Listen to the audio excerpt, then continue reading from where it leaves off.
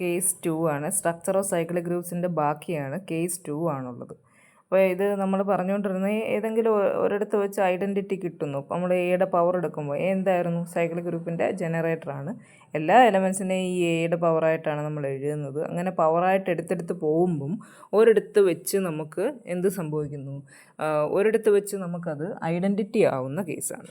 അപ്പോൾ A raise to M is equal to identity ആവുന്നു for some positive integer M. Let n be the smallest positive integer such that a raised to n is equal to identity. n അതായത് a raised to n identity ആവുന്ന ഏറ്റവും ചെറിയ positive integer n ആണെന്ന് വിചാരിക്കുക. Okay, if S element of Z and നമ്മൾ വേറെ ഒരു പവറാണ് എസ്. ആ എസ് എടുത്തു കഴിഞ്ഞാൽ എസ്സിനെ നമ്മൾ എന്ത് ചെയ്യുന്നു, എൻ വെച്ച് ഡിവൈഡ് ചെയ്യുന്നു. ഡിവൈഡ് ചെയ്യുമ്പോൾ നമുക്കൊരു കോഷ്യൻ്റ് ക്യൂവും റിമൈൻഡർ ആറും. അപ്പോൾ ഇതിനു വേണ്ടിയാണ് നമ്മൾ ആ ഡിവിഷൻ അൽഗോരിതം പഠിച്ചത്. കോഷ്യൻ്റ് ക്യൂവും റിമൈൻഡർ ആറും കിട്ടുന്നു. ആറിൻ്റെ വാല്യൂ എന്നേക്കാളും ചെറുതാണ്. അങ്ങനെയാണെങ്കിൽ എ റേസ് ടു എസിനെ എങ്ങനെ എഴുതാം? A raise to N Q plus R എന്ന് എഴുതാം. അതിനെ സ്പ്ലിറ്റ് ചെയ്ത് A raise to N the whole raise to Q into A raise to R എന്ന് എഴുതാം. E raise to Q into A raise to R equal to A raise to R എന്ന് കിട്ടും. As in case 1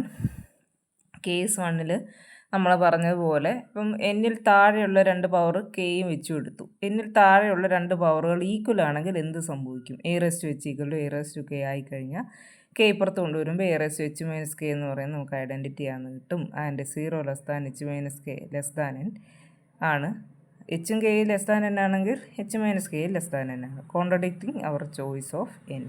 അപ്പം എച്ചും K less than N ആണ്, H minus K less than N ആണല്ലോ. അപ്പം നോക്കിക്കേ, എന്നിനേക്കാളും താഴെയുള്ളൊരു പവർ ആയ എച്ച് മൈനസ് കെയ്ക്ക് നമുക്ക് ഐഡൻറ്റിറ്റി കിട്ടി എന്നാണ് ഇതിനകത്ത് നമുക്ക് മനസ്സിലാവുന്നത്. അപ്പോൾ അത് വീണ്ടും ഒരു കോൺട്രഡിക്ഷനാണ്. കാരണം എന്നാണ് ഐഡൻറ്റിറ്റി തരുന്ന ഏറ്റവും ചെറിയ പവർ.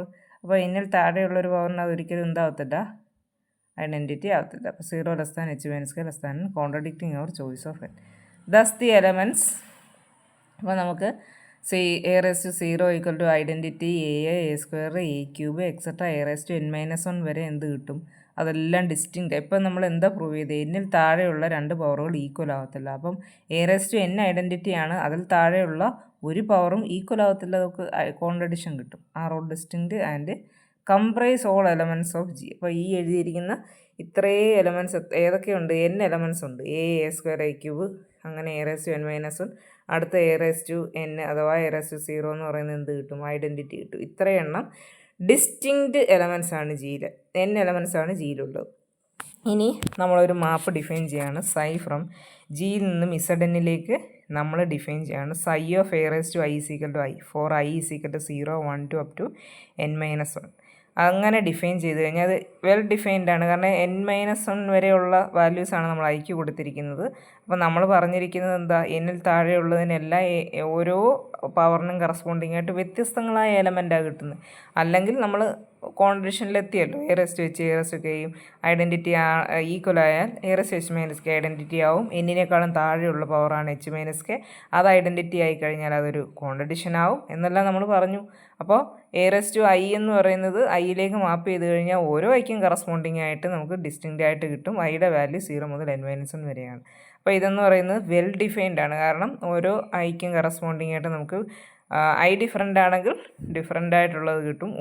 രണ്ടെണ്ണത്തിന് ഈക്വൽ വരത്തില്ല. അതേപോലെ തന്നെ ഒരെണ്ണത്തിന് കറസ്പോണ്ടിങ് ആയിട്ട് വ്യത്യസ്തങ്ങളായിട്ടുള്ളത് കിട്ടത്തുമില്ല. ഒരു എ റേസ് ടു കറസ്പോണ്ടിങ് ആയിട്ട് ഐ തന്നെ കിട്ടുള്ളൂ. അതുകൊണ്ട് അത് വെൽ ഡിഫൈൻഡ് ആണ്.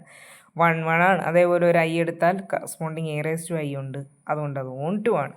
ഇനി A raise to n identity ആണല്ലോ. അപ്പം നമ്മൾ A raise to I A raise to ജെയും കൂടെ മൾട്ടിപ്ലൈ ചെയ്യുമ്പം എന്നിൽ കൂടുതൽ കിട്ടുവാണെങ്കിൽ എന്ത് സംഭവിക്കും? ഇപ്പം എന്നിൽ കൂടുതൽ കിട്ടും, n+1 കിട്ടുവാണെങ്കിൽ A raise to n into A എന്നതിനെ എഴുതാം. അപ്പോൾ A raise to n identity ആയിക്കഴിഞ്ഞാൽ ഐഡൻറ്റിറ്റി ഇൻറ്റു എ എന്ന് വരത്തില്ലേ? അപ്പോൾ നമുക്ക് കിട്ടുന്ന ആ പവർ മൾട്ടിപ്ലൈ ചെയ്യുമ്പോൾ എന്നിലും കൂടുതൽ വന്നു കഴിഞ്ഞാൽ നമ്മൾ എന്ത് ചെയ്യണം? n വെച്ച് ഡിവൈഡ് ചെയ്യുമ്പം കിട്ടുന്ന റിമൈൻഡർ എന്താണോ അതായിരിക്കും അവിടെ അവശേഷിക്കുന്നത്. കാരണം എ റേസ് ടു n എന്ന് പറയുന്ന ഐഡൻറ്റിറ്റി ആകും, അതിൻ്റെ ബാക്കി എത്ര ഉണ്ടെന്ന് നോക്കിയാൽ മതി. അപ്പോൾ കെയിനെ നമ്മൾ ഐയും ജെയുടെ ആഡ് ചെയ്തിട്ട് അതിൻ്റെ മോഡ് n എടുത്തു കഴിഞ്ഞാൽ എത്രയാണോ അതാണ് K. Thus psi of A raise to I into A raise to J is equal to I addition modulo n J equal to psi of A raise to I addition modulo n psi of A raise to J. ഇങ്ങനെ നമുക്ക് എഴുതാനായിട്ട് പറ്റും. So the homomorphism property is satisfied. Homomorphism പ്രോപ്പർട്ടിയാണ് ഈ എഴുതിയിരിക്കുന്നത്. അത് satisfy ചെയ്യുന്നുണ്ട്. And സൈ എന്ന് പറയുന്നത് എന്താണ്? ഐസോമോർഫിസമാണ്. അപ്പോൾ ഇവിടെ ഈ പറഞ്ഞ ഒരു പ്രോസസ്സ് നിങ്ങൾക്ക് മനസ്സിലായില്ലെങ്കിൽ നിങ്ങൾ എന്നോട് ചോദിക്കണം. അത് ഞാൻ എന്തെങ്കിലും എക്സാമ്പിളിലൂടെ ഒന്നുകൂടെ വ്യക്തമാക്കി തരാം. ഇപ്പം എങ്ങനെ ഈ ഐ മോഡുലോ എൻ ജെ കിട്ടുന്നത് എങ്ങനെയാണെന്നുള്ളത് മനസ്സിലാകാത്തതുണ്ടെങ്കിൽ ചോദിക്കണം. അപ്പോൾ അത് ഫോർ എക്സാമ്പിൾ ഇപ്പം A⁻6 ഐഡൻറ്റിറ്റി ആണെന്ന് വിചാരിക്കുക. A⁴ ഇൻറ്റു A⁵ കണ്ടുപിടിക്കണം. അപ്പോൾ A⁻6 ഐഡൻറ്റിറ്റി ആണല്ലോ. A⁴ ഇൻറ്റു A⁵ എന്ന് പറയുന്നത് A⁹ ആണ്. A⁻6 ഐഡൻറ്റിറ്റി ആയതുകൊണ്ട് A⁻6ൻ്റെ ബാക്കിയായ A³ അതിനെ A⁹ A⁻6 ഇൻറ്റു A⁵ എന്ന് എഴുതുക. A⁻6 ഐഡൻറ്റിറ്റി ആണ്. അപ്പോൾ ബാക്കി A⁻3 ആണ് കിട്ടുന്നത്. ഓക്കെ, അപ്പോൾ